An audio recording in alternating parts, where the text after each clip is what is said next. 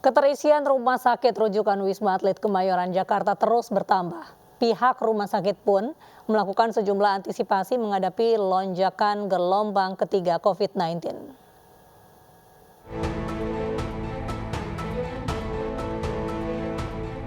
Lonjakan pasien di RSDC Wisma Atlet Kemayoran terus meningkat. Saat ini, 4.500 lebih atau setara 58% keterisian hunian dipenuhi pasien. Artinya, tingkat keterisian tempat tidur atau bed occupancy rate di RSDC Wisma Atlet mencapai 49%. Angka ini mendekati ambang batas aman yang ditetapkan WHO, yaitu 60%. Meski ada 445 pasien yang keluar, namun peningkatan harian terus terjadi dengan jumlah 100 hingga 200 pasien. Sebanyak 106 pasien di RS Wisma Atlet terindikasi varian Omikron, dengan total 60% diantaranya pasien perjalanan luar negeri. Sementara 40% pasien terjangkit transmisi lokal Omikron. Sejumlah antisipasi pun dilakukan pihak RSDC Wisma Atlet sebagai antisipasi menghadapi gelombang ketiga COVID-19. Seperti penambahan personil, baik tenaga kesehatan, perawat, dokter maupun relawan, serta persiapan pembukaan Tower 7 sebagai tower cadangan bila angka COVID-19 terus meningkat.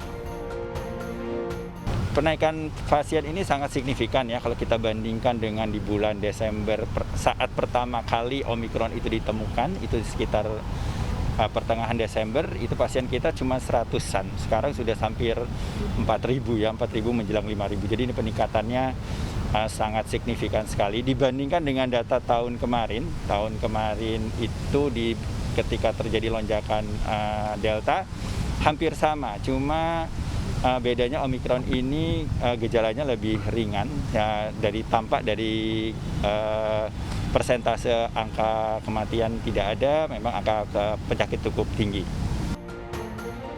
Jika tingkat keterisian di RSDC Wisma Atlet kian bertambah, maka pihak rumah sakit hanya akan merawat pasien Omikron bergejala ringan dan sedang saja.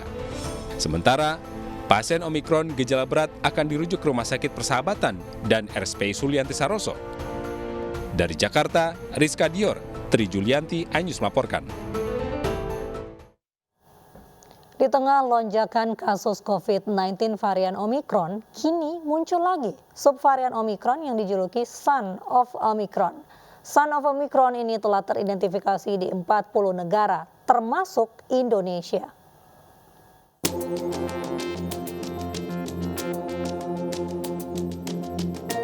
Sejak ditemukan pertama kali di Wuhan, China, SARS-CoV-2 atau virus corona baru terus bermutasi. Setelah varian Omikron atau BA1, kini muncul lagi subvariannya yang dijuluki Son of Omikron atau BA2. Disebut Son of Omikron karena varian ini memiliki sebagian besar mutasi yang sama dengan Omikron. Subvarian ini pun diduga tidak mempunyai banyak mutasi baru yang mempengaruhi cara virus bekerja.